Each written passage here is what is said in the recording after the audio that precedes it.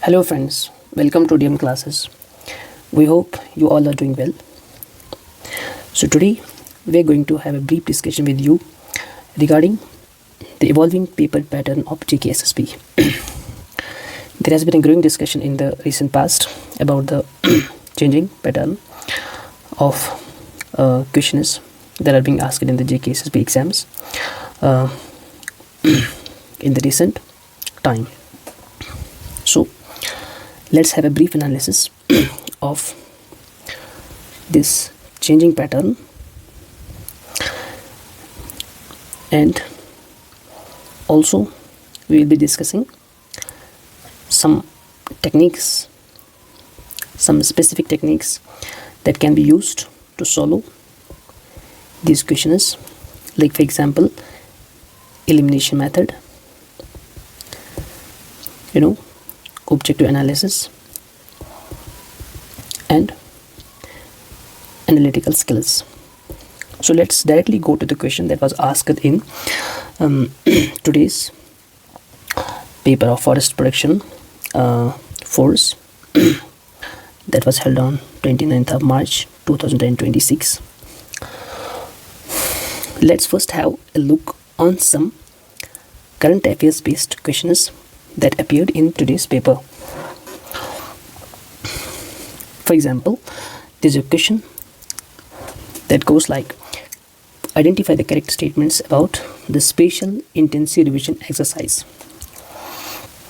being conducted in some Indian states. The first statement is, it's conducted to update and verify the electoral rolls. Second statement, it helps remove duplicate and ineligible voters from the voter list. And the third statement, which is a very crucial, and you need to pay attention to this statement and read it carefully, it's being supervised by the Delimitation Commission of India in exercise of its powers under Article 324 of Indian Constitution. So many people would have found this question difficult, but this question draws its inspiration. Let me clearly show you. This question has not come from nowhere. It has not come from the out of blue. It has drawn its inspiration from this article, and from this current affairs article that appeared in the Indian Express, dated 4th of December 2025, wherein it is clearly mentioned that spatial intensity revision, SIR, why is it important and why ECI is doing it now. So this is a catch. ECI, not Delimitation Commission, is overseeing this process. So if you knew this statement, that's not the Delimitation Commission of India, rather it is ECI that is supervising this process of SIR. If you knew this statement is incorrect, by the technique of elimination, you would have easily eliminated option D. You would also have eliminated option B, C, and you would have easily arrived at a conclusion of answer, that is 1 and 2.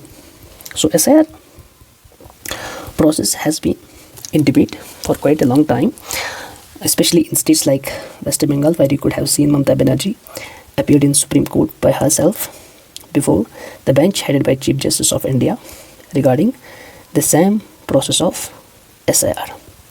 So these questions, they draw the inspiration from the current affairs articles and the events that are happening around you. So this type of statements and questions were earlier, and they are being asked especially in JKS and UPSC exams, but this question paper pattern has been incorporated by JKSSB as well, at least in the past few exams. So let me show you another example of the current affairs based question that appeared in this paper. For example, the question was about Tejas light combat aircraft Mark 1 has been developed by which organization? The options were Defense Research and Development Organization, DRDO, Bharat Dynamics Limited, Hindustan Aeronautics Limited, and Air India. So this question has derived its inspiration from the current affairs article that appeared in the Indian Express, dated 5th of February 2026. And just think about this, just a month earlier this topic has been in current affairs. So this clearly says that 5 Tejas jets ready for delivery to IFC's Hindustan Aeronautics Limited. So this clearly states that the answer to this question is Hindustan Aeronautics Limited. So you can say the relevance of current affairs, be it in defense, be it in politics, be it in economics or international relations. There's a probability of getting questions from these sections. So prepare the current affairs thoroughly for the upcoming exams, and have a deep understanding of the events happening around you to get a edge in these exams. So coming to this is just the glimpse of the questions. Maybe we would have some detailed discussion on each and every question, but this is a glimpse, and just to show you the paper pattern and how to tackle this and what resources to refer. So let me just jump over to the general studies portion, taking few examples of the from the paper only.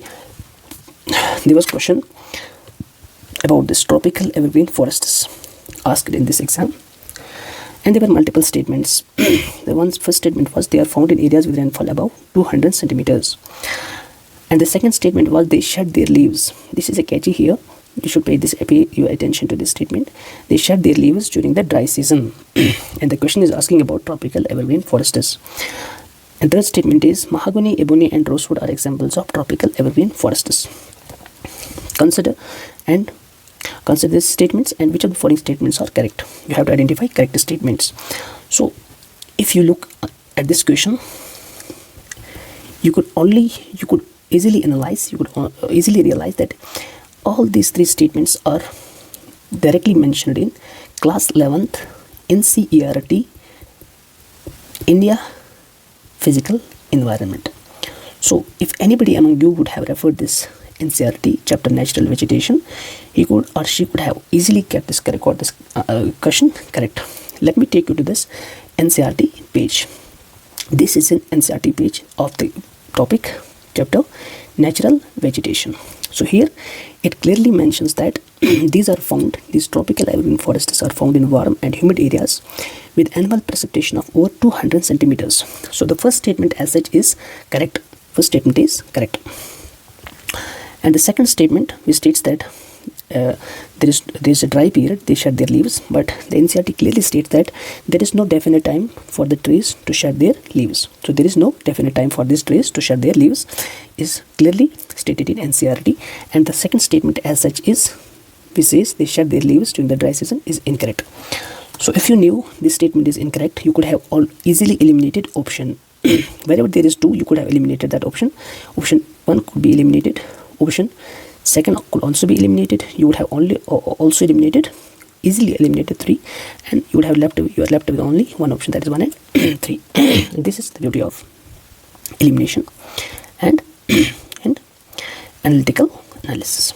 So this is a core NCERT topic. This is a core NCERT topic, and most of the questions that appeared in this paper were from core NCERT material.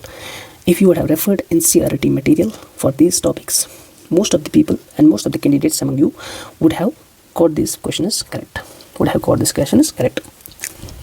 So let me show you one more example from the portion of ancient history or art and culture. Consider, now focus on this question 6. With reference to the Indian texts, which of the following statements are incorrect? It is asking about the incorrect statements. The Natya Shastra written by Bharat Muni deals with the dance, music and drama. The text Devi Chandraguptam written by Vishaka Dutt is a 6th century political drama about the rise of ruler Chandragupta Maurya. The third statement, pay attention to this statement, the Manusmriti is a Buddhist text. There is a catch and the clue in this statement. The Manusmriti is a Buddhist text about the Sangha rules and regulation. So if I can take you to the NCERT portion, the themes, this topic appears in the themes in Indian history, part 1, class 12th NCERT. If you focus on the third statement says Manusmriti is a Buddhist text, but clearly stated in NCERT is Manusmriti is one of the best known Dharma Shastras, is a Brahmanical text. It is a Brahmanical text that lays down the rules for the society. It's not a Buddhist text. So clearly you can eliminate this option. And coming to the statement 1, the Natya Shastra. Coming to the statement 2, the text Devi Chandraguptam written by Vishaka Dutt is a 6th century political drama about the rise of Chandragupta Maurya. if you go to the NCERT portion, it clearly states that Devi Chandraguptam is a play that describes how Chandragupta's second son Samudragupta captured the throne by overthrowing elder brother Ramagupta. So there's nothing written about the information regarding Chandragupta Maurya. The statement as such is incorrect. So you can easily analyze and you can easily see the statements are directly drawn and copied from the NCERT and put in your paper just to check your basic knowledge gained from the NCERTs. So it was just to show to you that these questions, as such, they may look difficult, the statement based questions, but if you are good at NCERTs and have a thorough understanding of major current affairs happening around you, you would have got almost 80 to 90% questions asked in general studies correct. So my suggestion would be to focus on concept building. Concept building will only come if you read NCERTs thoroughly. This should be the focus, and also focus on major current affairs news. Like for example, SIR was quite in news. It was for many reasons it was in the news, and everybody should have considered reading this news. and likewise there are many other news events which are recurring in the current affairs that should be covered, that should be related to the space missions, defense, etc. Policies we can see. Also these should be covered in detail or have a thorough reading of these events. And these things kept in mind, you can easily crack these statement based questions. I hope you would have got a clear understanding of how to tackle these questions and how to cover these questions from the NCERT core syllabus, and just to get a proper understanding of this pattern followed by JKSSB. So thank you so much for joining with Dee Emm Classes. We hope to see you very soon with some new topic and questions. Thank you so much. Have a nice day.